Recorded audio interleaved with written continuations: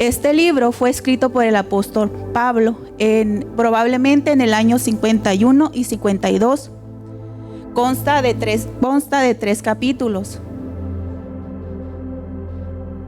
En el primer capítulo, Pablo empieza con una salutación para su iglesia de Tesalónica. Pablo saluda a la iglesia en Tesalónica, los anima, los exhorta y los felicita por lo que él ha escuchado que están haciendo en el Señor, y ora por ellos, como dice en 2 de Tesalonicenses 1 y 12. Vamos a dar lectura. Por lo cual asimismo oremos siempre por vosotros, para que vuestro Dios os tenga por digno de su llamamiento y cumpla todo propósito de bondad y toda obra de fe con su poder, para que el nombre de nuestro Señor Jesucristo sea glorificado en vosotros y vosotros en Él, por la gracia de nuestro Dios, del Señor Jesucristo, ¿verdad? Entonces aquí el apóstol Pablo viene a exhortar y los felicita a su iglesia por todo lo que están haciendo en el Señor. En el segundo capítulo, Pablo explica lo que sucederá en la venida del Señor. Esto lo encontramos en el capítulo 2, del 1 al 12. Vamos a dar una poca de lectura.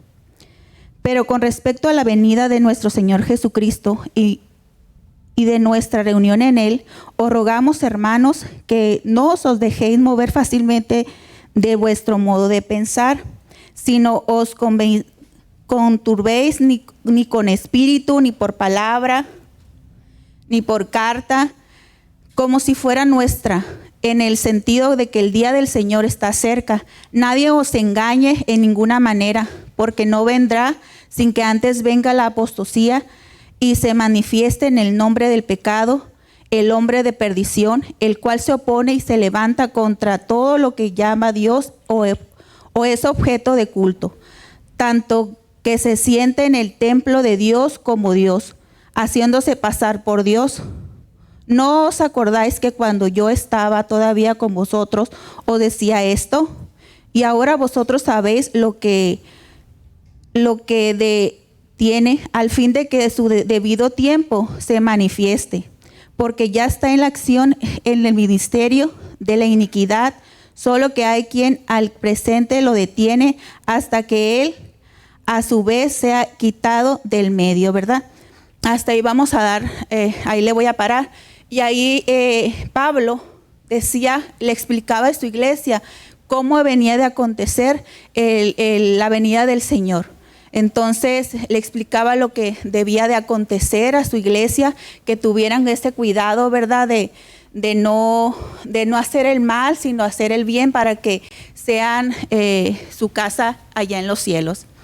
Luego los anima a permanecer firmes y apartarse a todos los hermanos que no vivan de acuerdo al Evangelio. Aquí eso lo encontramos en el capítulo 3, del capítulo 3:6.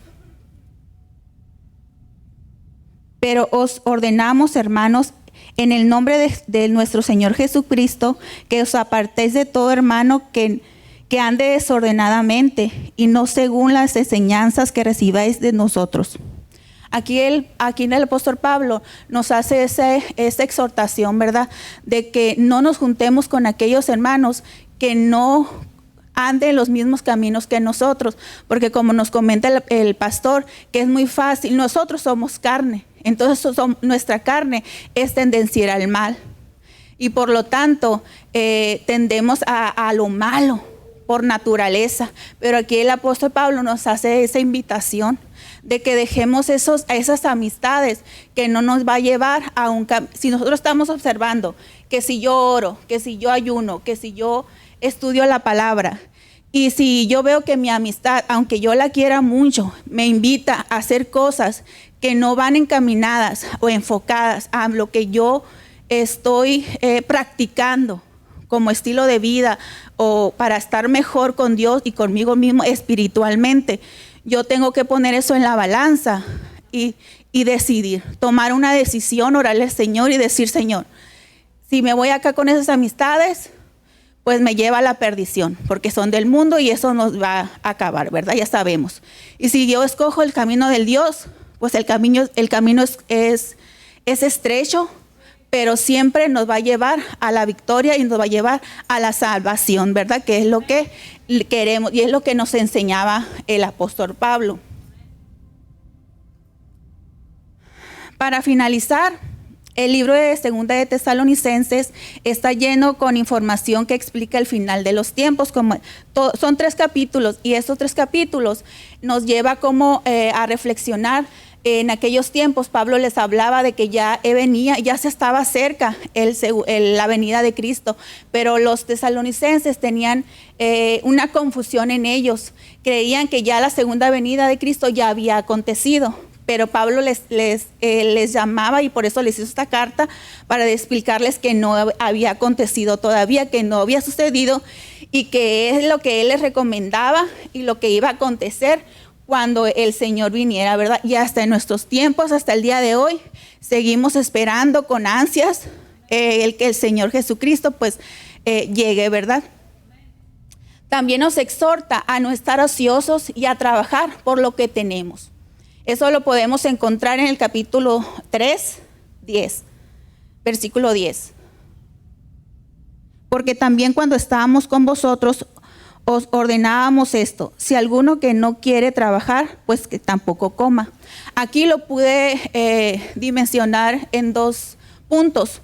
Uno, en nuestro trabajo secular. Si no trabajamos, pues el Pablo nos dice que no comamos, ¿verdad? Que tenemos que tener un trabajo honesto, honrado, para poder trabajar y darle alimento pues a nuestras familias.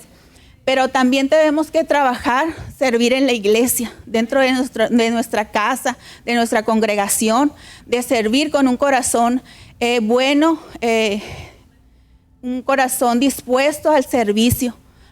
Y ahí el Señor pues nos va a recompensar el día de mañana, ¿verdad? También hay algunas grandes oraciones en este libro que puede ser un ejemplo para nosotros, como es el orar por otras personas. También aquí en estos 3 capítulos, aparte de que nos enseña de que ya la venida del Señor está cerca, nos da un ejemplo de cómo orar por los demás, de pedir, de dar gracias por esas personas o por aquellos creyentes actualmente, ¿verdad? Entonces, en Pablo son esas 3, nos exhortaba, nos alienta y nos habla de la venida de nuestro Señor Jesucristo, que pues hasta en nuestros últimos tiempos, en nuestros días, pues lo estamos esperando, ¿verdad, amados?